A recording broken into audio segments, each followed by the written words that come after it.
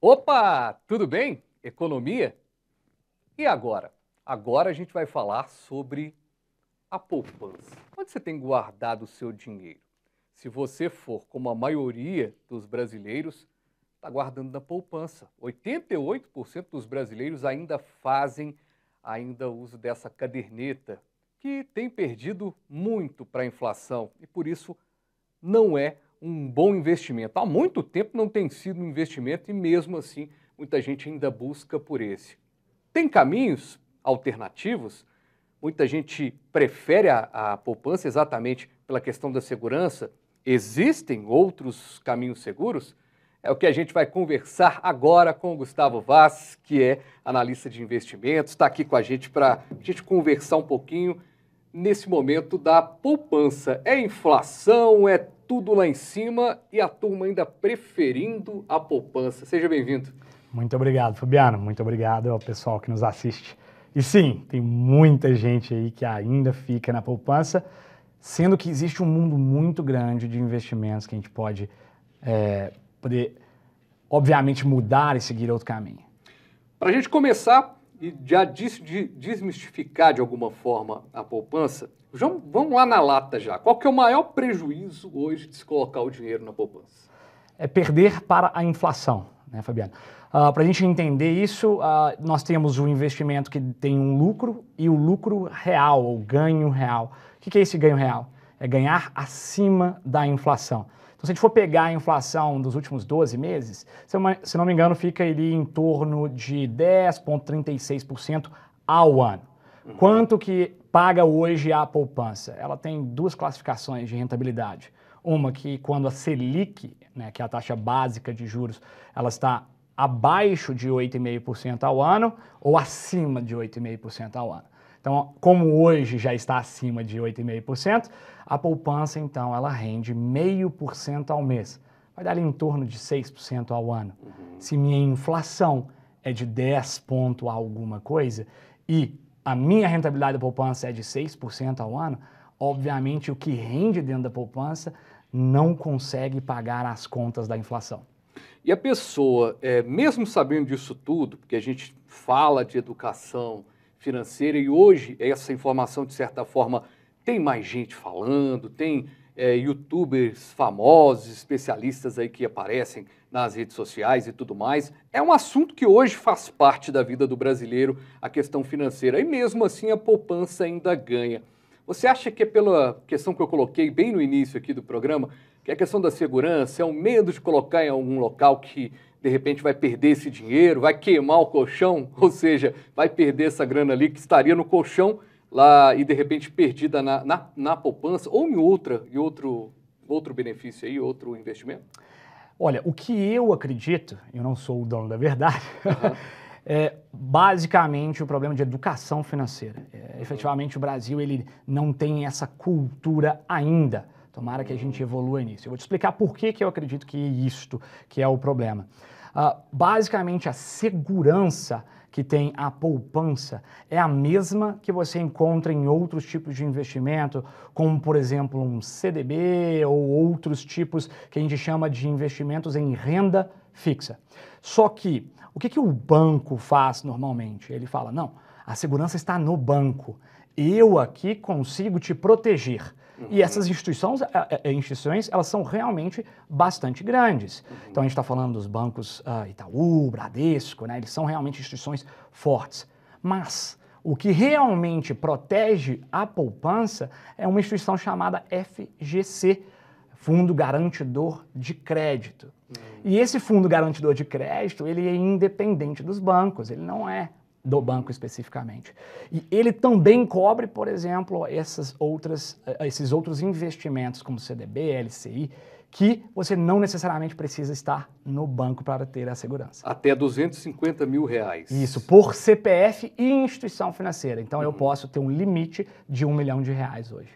Tendo essa questão e ainda falando sobre o prejuízo de colocar o dinheiro na poupança, você falou aí dos números, mas vou falar para você de casa agora pensar comigo. R$1.000 você colocou no dia 1º de janeiro de 2022. 31 de dezembro de 2022, quanto dinheiro a gente terá lá? um ano, Em um ano, na poupança. na poupança, 6% disso. Basicamente é a sua rentabilidade bruta, lembrando também, você tem um imposto de renda dentro do ano em cima da sua... Não na poupança, mas em outros produtos de renda fixa. Mas, de qualquer maneira, você tem essa parte de 6% ao ano somente. 6% ao ano, então vai dar 1.600, é isso? Não, no caso, daria R$ 1.600. R$ 1.600. No caso, o lucro, né? O lucro. Isso. E num CDB, por exemplo, de a 100%, se a gente colocar, esse lucro já aumenta, né? Sim, com certeza. Porque os CDBs, esses outros investimentos que a gente possui, eles possuem muito maior rentabilidade. Então, quando a gente faz um cálculo, por exemplo, do que é distribuído em algumas corretoras, a gente tem ali rentabilidades hoje, por exemplo, de 12%, de 13% ao ano. Então, a gente já tem um lucro real. E isso devido à competição que essas outras instituições acabam por oferecer. Porque você não precisa, por exemplo, ir no CDB de um banco específico. Você pode pegar daquele banco, de um outro menor, de um outro maior, mas mesmo assim tendo o FGC na sua proteção. Leandro está nos lembrando aqui, o nosso diretor, 1.060. 1.060. Desculpa, fazendo o cálculo 1.060. rápido aqui, 1.060. É, 1.060. Então, 1.060, realmente, R$60. Se você pensar, aí é uma conta muito simples de você fazer. No início do ano, em janeiro, o pãozinho que você comprava já não está valendo mais o pãozinho de agora. Então, se você gastava ali R$2 para comprar o seu pãozinho, na conta de padaria, literalmente, hoje você deve estar gastando uns R$2,50. Então, de certa forma, isso vai perdendo para a inflação e por isso a gente se explica como se perde, né, de alguma maneira, para a inflação. Agora, eu comecei destacando, né, 88% dos brasileiros utilizando ainda a poupança. Você falou que o caminho é a educação mesmo financeira para a gente poder modificar essa questão toda. Mas você acha que os bancos também, de certa forma, atrapalham um pouco isso? Porque, por exemplo, a pessoa tem um dinheiro, isso já aconteceu com pessoas da minha família, do meu convívio, chega com o dinheiro, vai perguntar para o gerente do banco, o banco, tem aqui, ou um CDB que às vezes não vai ajudar tanto, e aí, na dificuldade de apresentar o investimento, ele acaba preferindo deixar na poupança. Você acha que falta também um pouco desse lado dos bancos? Eu acredito que sim, mas a gente tem que entender o porquê disso. O banco ele não está ali para te atrapalhar, de maneira alguma. O banco está ali, ele tem várias funções importantíssimas para as pessoas e também até para o próprio mercado financeiro. O problema, na verdade, é que, historicamente, nós viemos de muitos bancos para poucos bancos.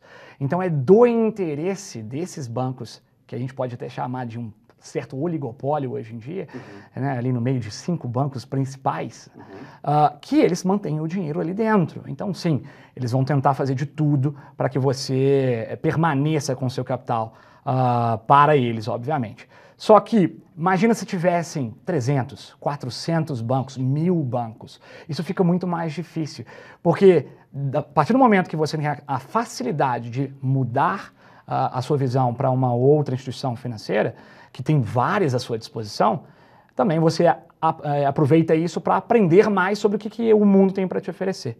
Por enquanto, hoje, quem faz esse papel são as corretoras de investimentos, não são os bancos em si. E o dinheiro na poupança rendendo menos que a inflação, essa pessoa, num curto, médio prazo, se ela deixar um dinheiro lá e não tiver aporte nenhum, ela vai perceber que ela ficou para trás realmente, né, no que diz respeito a esse investimento. E aí eu te pergunto, a pessoa que está nos acompanhando agora e, de repente, tem um dinheiro na poupança, dinheiro na poupança, faz o quê? O que a pessoa faz, na sua opinião? Ela retira um pouquinho, deixa aquilo ali para uma reserva de emergência, ou pode criar um outro investimento para a reserva de investimento?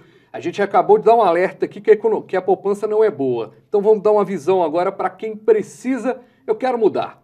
Aqui, igual a pessoa está olhando para a gente aqui agora, olhando para nós dois assim, com a cara assim, quero mudar. E aí, como mudar? Então vamos lá. É bastante fácil, na verdade, né? O maior problema, se eu não me engano, ele vai ser, primeiramente, a falta realmente de informação divulgada, mas isso tem melhorado bastante.